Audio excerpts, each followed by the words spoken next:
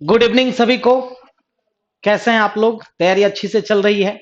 तो अब तो जैसा कि पता है आपको कि एग्जाम डेट ऑफिशियली अनाउंसमेंट तो नहीं हुआ है, लेकिन एग्जाम का डेट जो दिया गया है वो फेक नहीं है, जो कि आपको पता होगा। 28 दिसंबर से एग्जाम स्टार्ट होने वाले हैं एनटीपीसी के, जो कि लगभग मार्च तक आपके एग्जाम चलेंगी एनटीपीसी की। फिर उसके बाद जैसे ही एनटीपीसी की एग्जाम खत्म हो जाएगी, फिर उसके बाद ग्रुप डी का एग्जाम स्टार्ट होगा।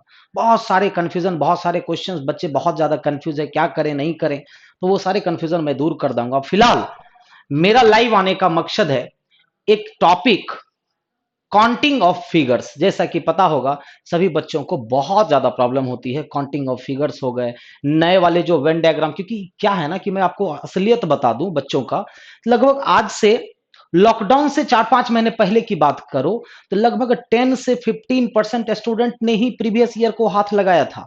लेकिन इस लॉकडाउन के ड्यूरेशन में, ठीक है, सभी बच्चों ने प्रीवियस ईयर का क्वेश्चंस पलट करके देखा। तो जिस टाइम वो तैयारी कर रहा था उस टाइम उसको पता ही नहीं था कि सिलेबस में क्या चेंजेस हुए हैं, मैथ में क्या चेंज हुआ, रीजनिंग में क्या चेंज हुआ। वो पता कब चला? तो वो पता चला लॉकडाउन के ड्यूरेशन में, जब मैक्सिमम बच्चों ने प्रीवियस ईयर खरीद करके बनाना चालू किया। तो प्रीवियस ईयर जैसे ही बच्चे बना रहे हैं, बहुत सारे प्रॉब्लम आ रहे हैं, बहुत सारे कठिनाइयां आ रहे हैं। अब बच्चे चालाक भी बहुत ज्यादा हैं, मतलब कि सब कुछ बच बच करके एवरीथिंग करना चाहते हैं, है कि नहीं? और चालाकी जरूरी भी है। तो इतना सारा जो नया वेरिएशन आया, तो सबसे पहले मैं अपना इंट्रोडक्शन दे दूं कि मैं गौरव गिरिराज आप लोग के सामने में live the platform education centre से मैं यहाँ पे रीजनिंग, आपको रीजनिंग सजेस्ट करने के लिए आया हूँ।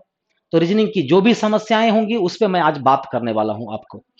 तो रीजनिंग में जैसे कि बहुत सारे नई चीजें आई हैं जिस पर कि काफी बच्चों का प्रॉब्लम हो रहा है। सबसे पहला, काउंटिंग ऑफ फिगर्स, क्योंकि पुराने पैटर्न के आ नहीं रहे हैं। पुराने में बहुत सिंपल सिंपल क्वेश्चन आते थे, अब क्वेश्चन थोड़ा सा टफ आ रहा है।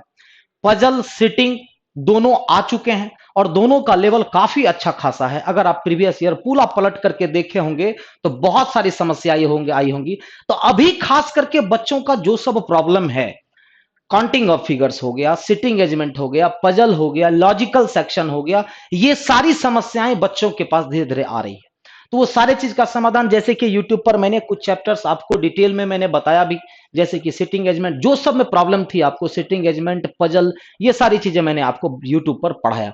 बाकी बच्चे आप वीडियो को देख भी सकते हैं, जो नहीं देखे हैं वो देख सकते हैं। तो फिलहाल आज का जो मेरा मकसद है वो है काउंटिंग ऑफ फिगर्स के कुछ इंपॉर्टेंट क्वेश्चन के, जिसको कि आप आसानी से कैसे सॉल्व करें बिना काउंट करके। वैसे नाम तो है चैप्टर का काउंटिंग ऑफ फिगर्स, मतलब कि फिगर को काउंट करना है।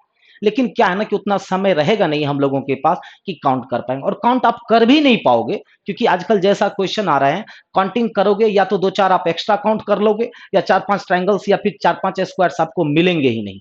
तो ऐसे क्वेश्चंस को बिना काउंट किए हुए कुछ कंसेप्ट से, या काउंट करना भी पड़े तो बहुत कम काउंट करना पड़े, मैक्सिमम को हम ऐसे ही गेन कर ले। तो ये सारी चीजें हम लोग कैसे करेंगे, तो आज आपके पास मैं कुछ इंपॉर्टेंट सवाल लेकर के आया हूं, और उस क्वेश्चंस के ड्यूरेशन में ही मैं आपको बताऊंगा कि कहां से ये कंसेप्ट आया।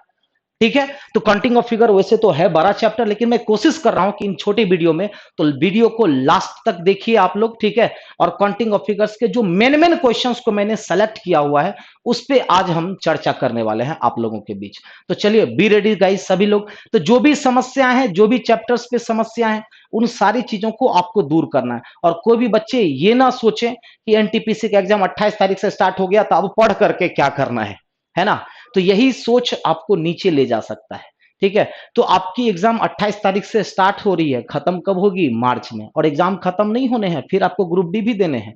तो एग्जाम तो अभी लंबा चलेगा। अभी आपका एग्जाम अभी पूरा का पूरा लंबा चलेगा, और आपको वहां तक आपको स्टे करना है, ग्रुप डी तक स्टे करना है। और हो सके ग्रुप डी के बाद भी आपने कुछ फॉर्म भरे होंगे रिसेंटली में, तो उसकी भी एग्जाम होंगी। ठीक है? तो हर जगह पे ये फायदा करेगा। तो चलिए, मैं कुछ सवाल लेकर के आपके सामने में आया हूं काउंटिंग ऑफ फिगर्स के। ठीक है? तो ध्यान दीजिएगा, काउंटिंग ऑफ फिगर्स के सवाल, जैसे कि पहला क्वेश्चन यहां पे देखिएगा, इस सवाल में क्या कह रहा है और कितने आसानी से मैं इसको काउंट कर लूंगा। देखो, क्वेश्चन पूछ रहा है आपसे, क्वेश्चन पूछ रहा है कि निम्न आकृति को बनाने के लिए न्यूनतम आवश्यक रेखाओं की संख्या कितनी है। मतलब न्यूनतम आवश्यक रेखाओं की संख्या कितनी है। रेखाएं ना 3 तरह की होती है, हॉरिजॉन्टल, वर्टिकल और डायगोनल। अब ये सर हॉरिजॉन्टल क्या हुआ? हॉरिजॉन्टल का मतलब हो गया क्षैतिज रेखा, वर्टिकल का मतलब हो गया लंबवत रेखा, और डायगोनल का मतलब हुआ तिरछी रेखा, मतलब तिर्यक रेखा। तो वैसे अगर एक एक करके काउंट करोगे तो दिक्कतें आ जाएंगी, लेकिन अगर आप अलग अलग करके अगर आप काउंट कर लिए हॉरिजॉन्टल को, वर्टिकल को, डायगोनल को, तो पूरी आसानी से आपको टोटल लाइंस काउंट हो जाएंगे। कैसे? तो देख लो। सबसे पहले हॉरिजॉन्टल की बात करें तो हॉरिजॉन्टल लाइन कितने हैं? 1 2 3 और 4। देखो कितनी आसानी से काउंट हो गया। हॉरिजॉन्टल कितने हैं? 4। अब चलो मैं बात करता हूं वर्टिकल की। तो 1 2 3 और 4, मतलब 4 वर्टिकल भी है। अब डायगोनल की बात कर लो तो डायगोनल दो तरफ से होता है, इधर से भी और इधर से भी। तो एक बार इधर से काउंट कर लेते हैं, 1 2 3 4 5। तो 5 इधर से प्लस इधर से भी काउंट करो, 1 2 3 4 5, मतलब 5 5 10। अब आप आसानी से काउंट कर लो, मतलब इसको बनाने में न्यूनतम रेखाएं कितने? तो 10 4 14 4 18। आसानी से, मतलब 18 रेखाओं से ये डायग्राम आप खींच सकते हो। न्यूनतम आवश्यक रेखा का मतलब एक रेखा जब जहां से स्टार्ट हुई जहां तक वो खत्म होती है वहां तक को एक रेखा माना जाता है। इसीलिए मैंने यहां से यहां तक को क्या माना? एक ही रेखा माना। 1 2 3 4 ऐसे नहीं, ये पूरी एक रेखा हुई। तो टोटल 18, मतलब कि ऑप्शन नंबर बी हो गया। क्लियर है? ये रेखाएं काउंट करना है, तो जब भी काउंट करोगे आप हॉरिजॉन्टल, वर्टिकल, डायगोनल को अलग अलग काउंट करोगे, तुरंत काउंट हो जाएगा। समझ गए? अगले सवाल पे बढ़ते हैं। जैसे कि तीसरा नंबर सवाल है, ध्यान से देखो। तीसरा नंबर सवाल कह रहा निम्न आकृति में कितने त्रिभुज? अब लीजिए, अब इतना डिफिकल्ट आ गया तो सिंगल सिंगल काउंट करना तो पॉसिबल है नहीं। मैं आपको टेक्निक बताता हूं कि इसको कैसे काउंट किया जाता है। तो कुछ बेसिक होते हैं ट्रायंगल्स के, जैसे कि इसमें आपको पता होगा पहले से कि इसमें सर 3 ट्रायंगल्स होते हैं, इसमें 2 ट्रायंगल्स होते हैं। तो यहां पर यही दो तरह की चीजें दिख रही है, दिख रही है कि नहीं दिख रही है? तो पहले आप 3 वाले को काउंट कर लो, ये हैं कितने? तो 3 वाले, एक यहां पे है, एक यहां पे है 2, एक आपको यहां पे है 3, और एक आपको यहां पे है 4।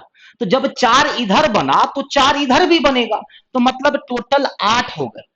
फिर से एक बार फिर से सोच लो, इसमें आपको पता है 3, तो यहां पर 4 इधर बन रहे हैं, एक यहां पे 3 बन रहा है, एक यहां पे 3 बन रहा है, और ये बड़े वाले में भी 3 बन रहा है, एक और एक ये। तो 4 जब इधर हुआ तो 4 इधर भी होगा, क्योंकि सेम फिगर आपको इधर भी दिख रहा है। तो टोटल 3 वाले कितने दिखे? 8। तो 8 गुना 3 24 हो गया। प्लस की बात करते हैं। अब देखो ऐसे वाले फिगर कहां कहां दिख रहे हैं? तो ऐसे वाले फिगर एक आपको यहां पे दिख रहा है, एक आपको यहां पे दिख रहा है, और एक आपको यहां पे दिख रहा है। मतलब इसमें 2 होते हैं और ये कितने मिले? तो 3 मिले। तो 3 गुना 2 6।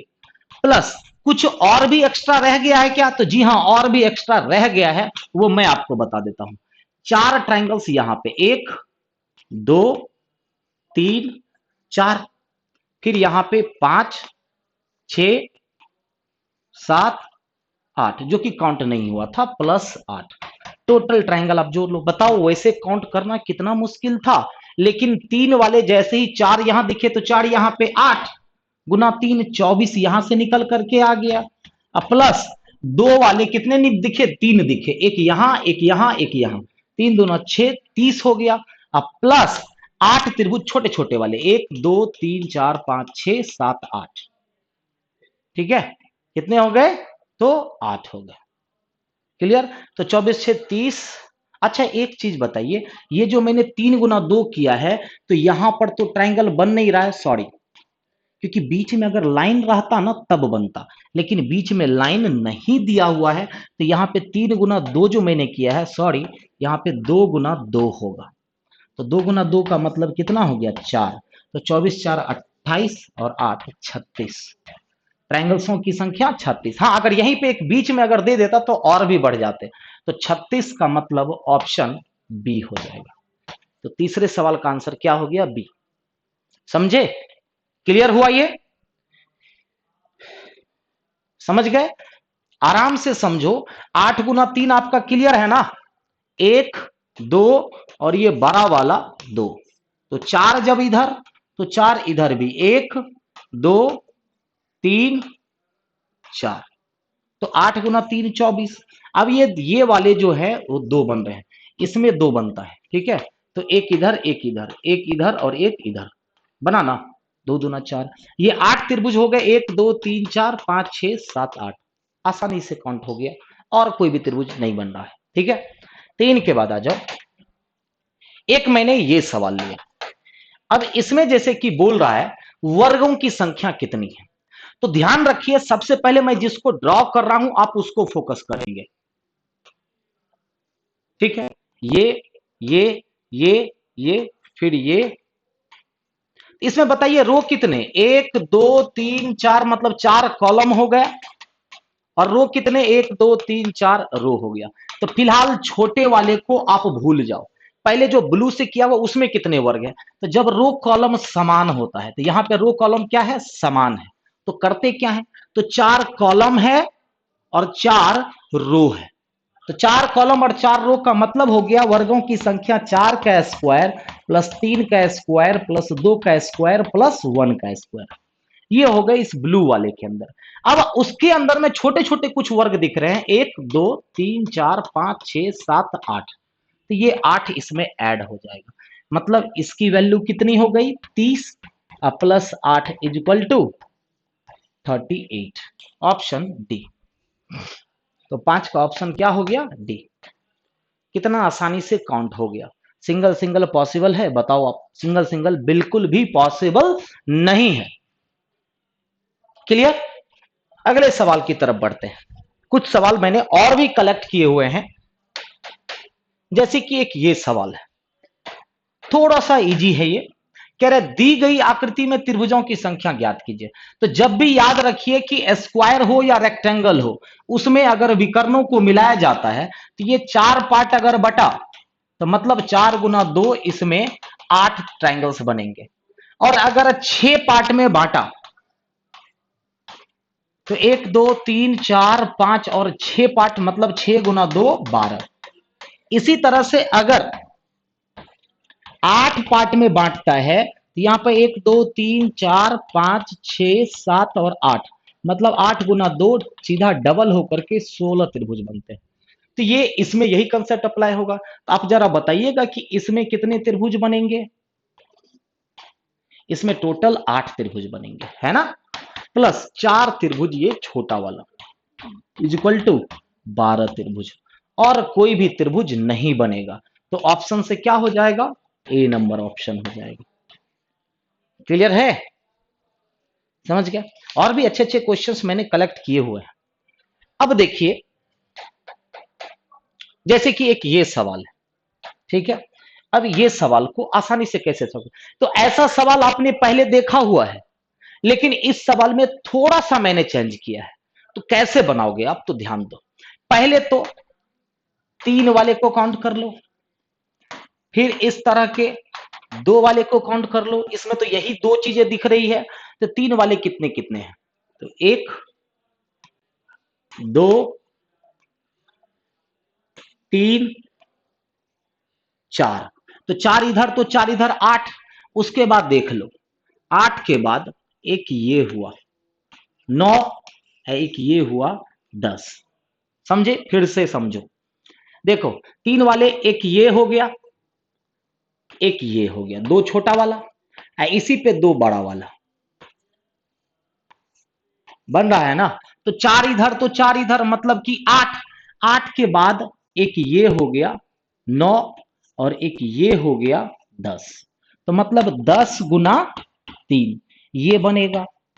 प्लस अब देखो ये वाले कितने हैं, ये वाले कहां कहां पे बन रहे हैं, तो ये वाला एक यहां बन रहा है, देख लो, एक यहां बन रहा है, और एक यहां पे बन रहा है। तो 2 वाले कितने बन रहे हैं, 3 बन रहे हैं, तो 3 गुना 2 6।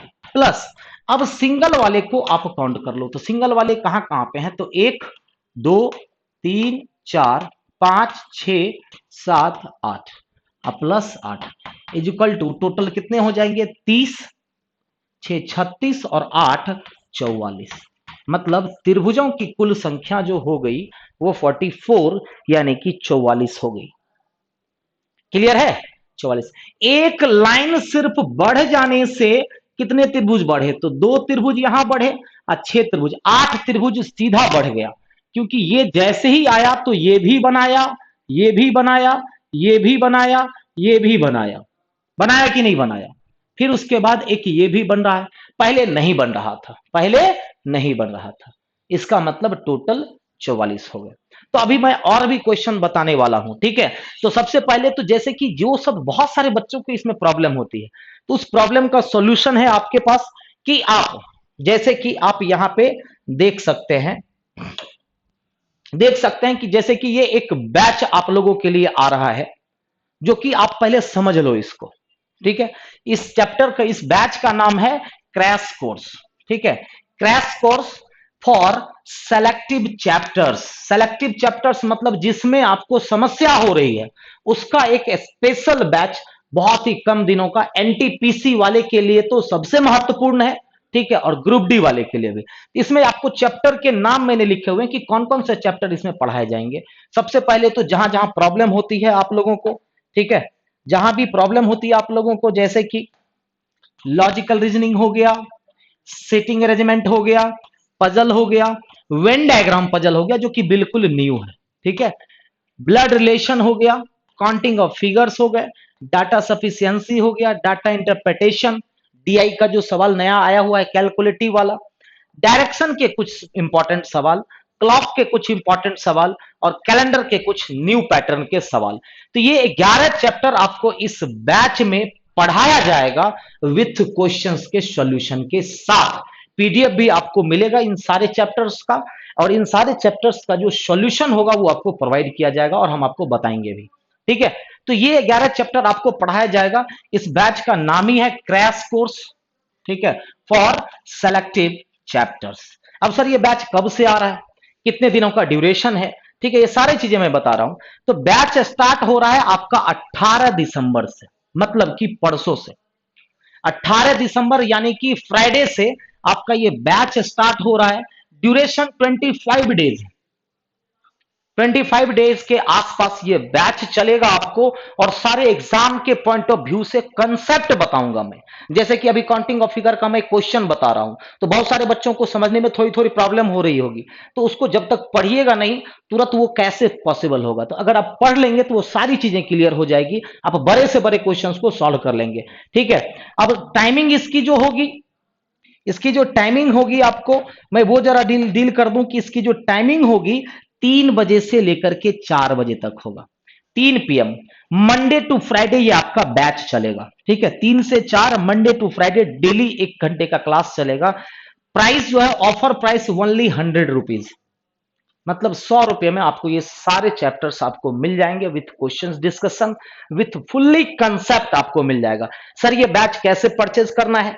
तो आप प्ले स्टोर से द प्लेटफॉर्म, ये जो रेड वाला सिंबल आप देख रहे हैं ना, तो द प्लेटफॉर्म जो है ऐप आप डाउनलोड करेंगे प्ले स्टोर से, वहां पर आपको ये बैच सबसे नीचे आएंगे तो वो बैच आपको दिख जाएगा सेलेक्टिव। ये पोस्टर आपको दिख रहा है, ये पोस्टर उस पे लगा हुआ है, वो बैच को आप परचेज कर सकते हैं। या फिर जो बच्चे लैपटॉप से क्लास परचेज करना चाहते हैं तो ये वेबसाइट हो गया हमारा www.platformonlinetest.com से जाकर के आप परचेज कर सकते हैं। आपको पता होगा कि ये कितने इंपॉर्टेंट है। अगर कोई बच्चे पढ़े हुए हैं रिवाइज करना चाहते हैं तो उसके लिए भी ये काफी ज्यादा इंपॉर्टेंट क्लास है, ठीक है? आप कहीं से भी पढ़े होंगे आपको बिल्कुल डिफरेंट मिलेगा, आपको विथ कंसेप्ट, बेस्ट कंसेप्ट, जिससे कि आप, इतना तो गारंटी है कि जैसे कि अगर ये बच्चे जो भी नहीं किए हुए हैं या जो रिवाइज करना चाहते हैं इन सब मेन चैप्टर्स का, आप रिवाइज भी कर सकते हैं। फी नॉर्मल है, 100 रुपीज फी वनली रखा गया है। उसमें आपका जो है सो बहुत सारी चीजों की कॉस्टिंग है, आपसे फी एक्चुअली बहुत कम लिया जा रहा है, क्योंकि यहां पर भी ऑनलाइन, पता है आपको कि ऑनलाइन में कितनी ज्यादा कॉस्ट पड़ता है, स्टाफ खर्च है, बहुत सारी चीजें हैं। तो ये 100 रुपीज में मैंने ये सारा का सारा बैच चलाया।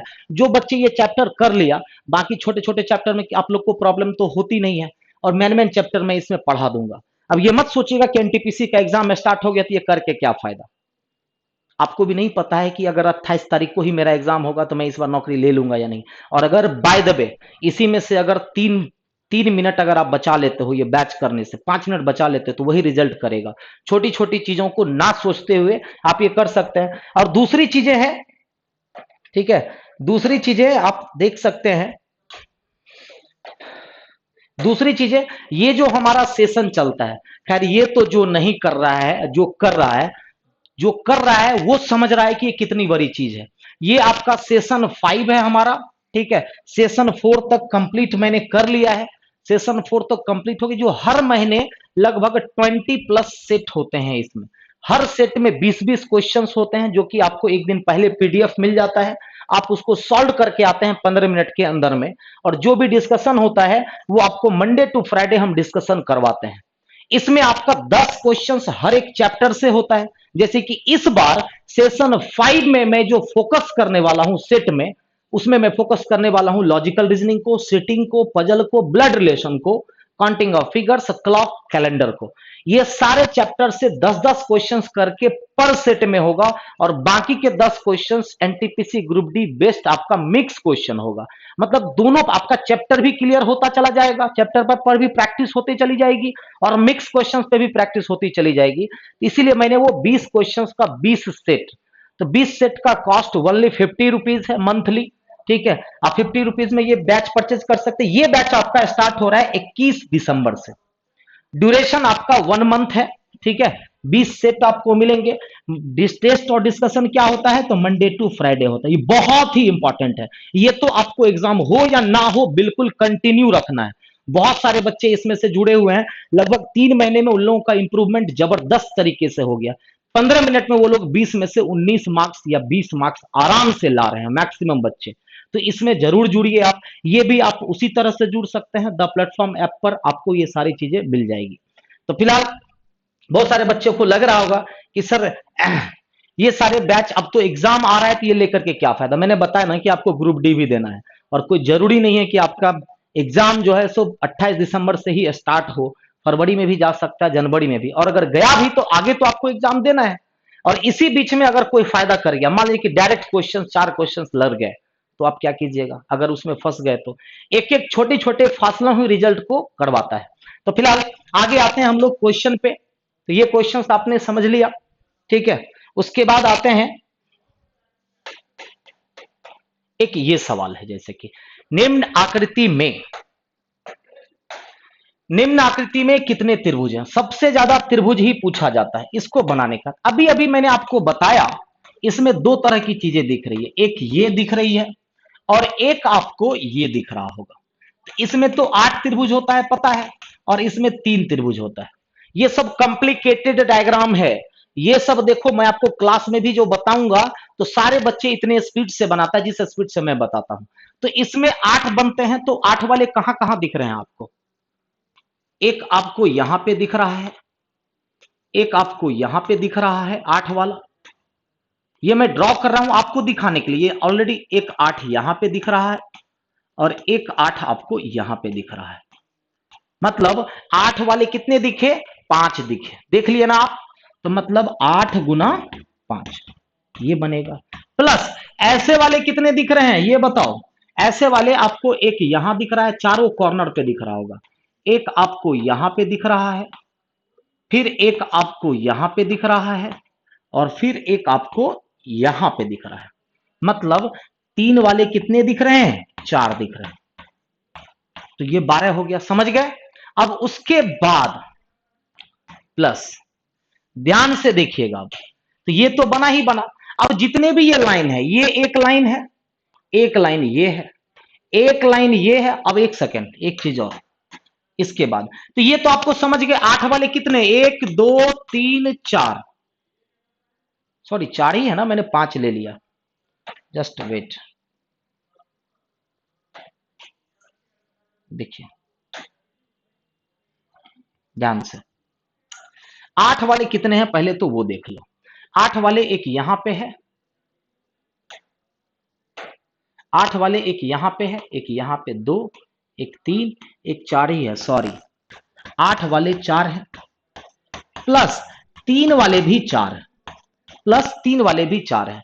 अब दूसरा एक चीज याद रखिएगा कि इसी के साथ अगर मैं एक और 8 वाले को अटैच कर दूं, जब दो 8 वाले को अटैच कर देते हैं तो जिसमें कि एक कॉमन भुजा हो जाती है, और जैसे ही कॉमन भुजा होगी तो दो त्रिभुज बढ़ जाएंगे। कौन कौन से? एक ये वाले और एक ये वाले बढ़ जाएंगे कि नहीं बढ़ जाएंगे? मतलब इसमें 8 दूना 16, 2 18 होगा। तो ऐसी चीजें, एक कॉमन भुजा आपको यहां पर तो नहीं दिख रहा है, तो 8 चौक 32 हो गया। अब 32 3 वाले कितने दिखे? 4। यहां तक तो आपका क्लियर है। उसके बाद आते हैं इस भुजा पे, फिर इस भुजा पे, फिर इस भुजा पे, फिर इस भुजा पे। इन चारों भुजा पे 4 ट्रायंगल्स बन रहा है। सर कैसे? तो मैं आपको दिखाता हूं। इस भुजा पर एक ये, इस भुजा पर एक त्रिभुज ये बना, तो उसी तरह से इस भुजा पर ये एक त्रिभुज बना, उसी तरह से इस भुजा पर ये एक त्रिभुज बना, और इस भुजा पर ये एक त्रिभुज बना। मतलब 4 त्रिभुज यहां से निकल करके आए।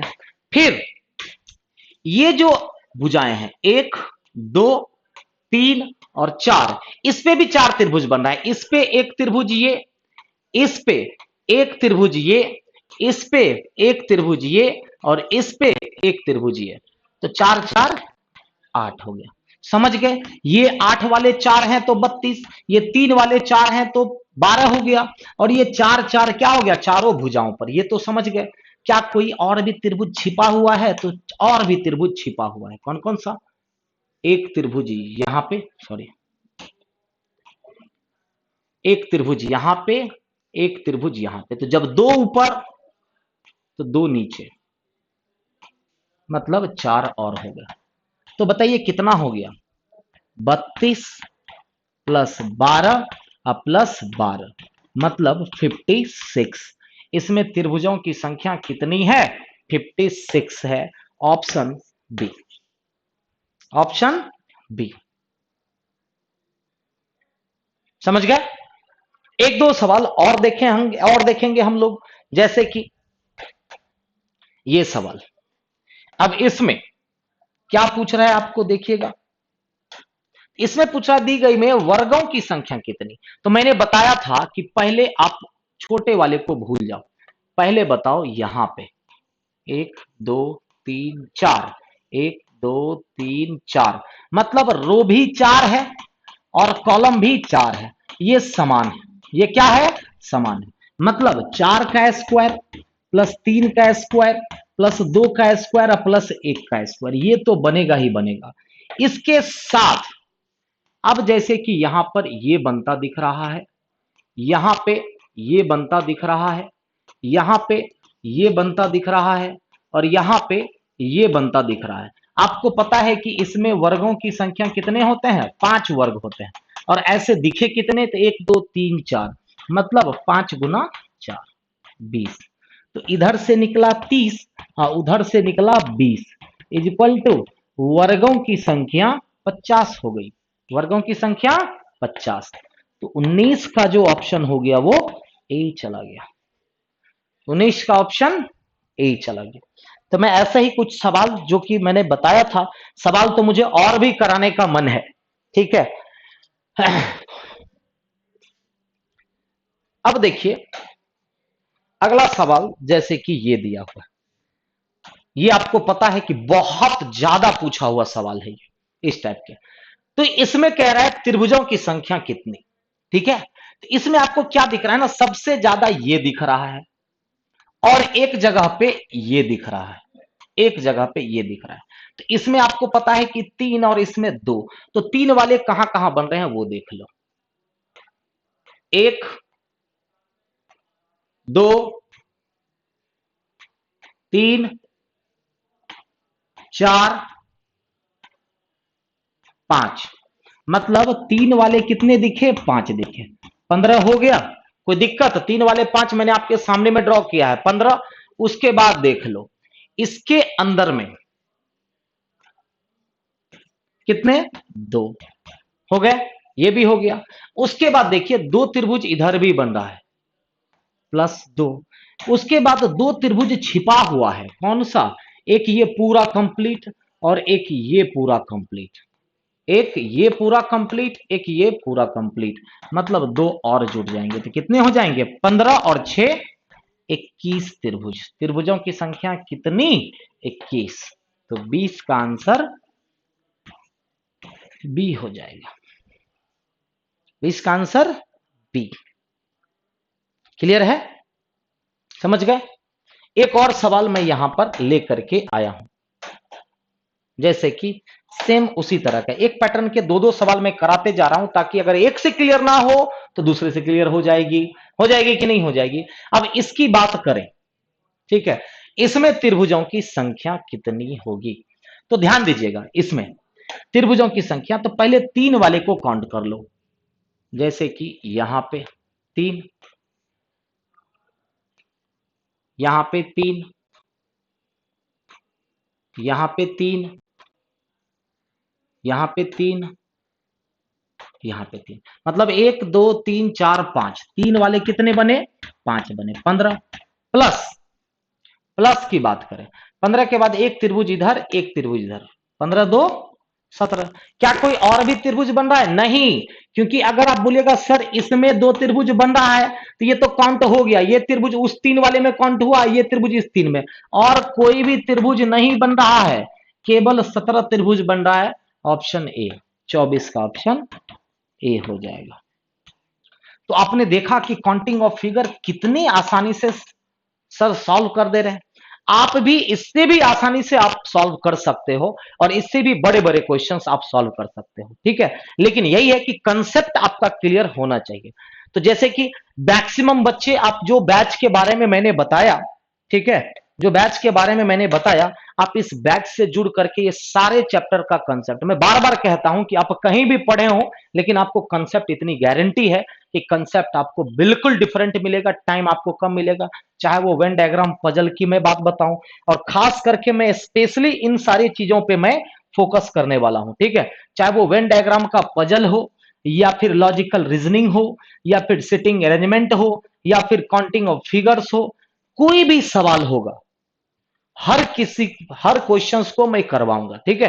तो बस यही है कि ज्यादा सोचना नहीं है, मैक्सिमम लोगों इस बैच से जुड़े, और सेशन 5 जैसा कि मैंने बताया, ये भी उतना ही इंपॉर्टेंट है। तो ये दोनों चीजें बहुत महत्वपूर्ण है। सेशन 5, ठीक है, जिसमें कि 20 क्वेश्चंस डेली आपका, जिसमें से कि 10 क्वेश्चंस चैप्टर वाइज होते हैं, और 10 क्वेश्चंस आपको मिक्स होते हैं। और आपको मैंने बता दिया पहले ही कि सेशन 5 में मैं किसको फोकस करने वाला, क्योंकि एग्जाम नजदीक है, तो एग्जाम के पॉइंट ऑफ व्यू को लेकर के मैं ये सेशन 5 ले रहा हूं, ठीक है। एक बार आप जरूर जुड़े, आपको खुद छोड़ने का मन नहीं करेगा। सेशन इतना, मतलब इसका जो लत लग चुका है सभी बच्चों को, जो कर रहा है, जो सेशन 3 में जुड़ा वो मिस कर रहा है कि सेशन 1 और 2 में मैं नहीं था, जो सेशन 4 में जुड़ा वो मिस कर रहा है कि 1 2 3 में मैं क्यों नहीं रहा। तो ये दोनों चीजें आपके लिए बहुत महत्वपूर्ण है। तो मैक्सिमम लोग इससे जुड़े, ठीक है, सेशन से, और ये फिर ये बैच से, ठीक है। तो चलिए फिर आप लोग का स्वागत है इन दोनों बैचों में। तो हम लोग मिलते हैं 18 तारीख को इस क्रैश कोर्स में, और 21 तारीख को सेशन 5 में। तो चलिए सबको बेस्ट ऑफ लक, ठीक है। जिनको जो भी जरूरत लगे, मैं ये नहीं कह रहा हूं कि आप जुड़िए ही, जिनको जरूरत लग रहा है, जिनको रिजल्ट करने की खुजली है कि नहीं मुझे इसी साल रिजल्ट लेना है, वो रिस्क नहीं लेगा। जिसके अंदर में वो पागलपन है कि मुझे इसी साल रिजल्ट करना है एनी हाउ, वो बिल्कुल भी रिस्क लेने को तैयार नहीं होगा, और रिस्क लेना भी नहीं चाहिए, ठीक है। तो मैं आपका साथ देने के लिए खड़ा हूं, बस आप लोग का सहयोग रहे कि आप लोग हमसे कनेक्ट हो, ठीक है। सारी प्रॉब्लम की, रीजनिंग की जितनी भी समस्या होंगी वो हमारी है। मैथ रीजनिंग आपको पता है कि कितना ही ज्यादा इंपॉर्टेंट है ना। तो ये दोनों ही रिजल्ट करवाएगा आपका। स्कोरिंग सेक्शन है लगभग 60, एनटीपीसी में 60 के अप्रॉक्स मैथ रीजनिंग रहेगा, 30-30। एनटीपी ग्रुप डी की बात करते हैं तो 30 से 35 रीजनिंग रहता है, बहुत सारे ऐसे सेट में रहते हैं। 25 से 30 मैथ रहता है। तो जानते हैं कि आप कितना इंपॉर्टेंट है। मैं नहीं चाहता कि 2 मार्क्स के लिए, या 2 मिनट के लिए, या 1 मिनट के लिए आपकी रिजल्ट रह जाए। तो इस बार रिजल्ट आप लोगों से मुझे करवाना है तो करवाना है। बस आप लोग जुड़े रहें, बाकी रीजनिंग की समस्या आप मेरे पे छोड़ दो, मैं आपका रीजनिंग बेहतर कर दूंगा, ठीक है। तो चलिए फिर बेस्ट ऑफ लक, बाय, मिलते हैं सबसे 18 तारीख को और 21 तारीख को। चलिए बाय।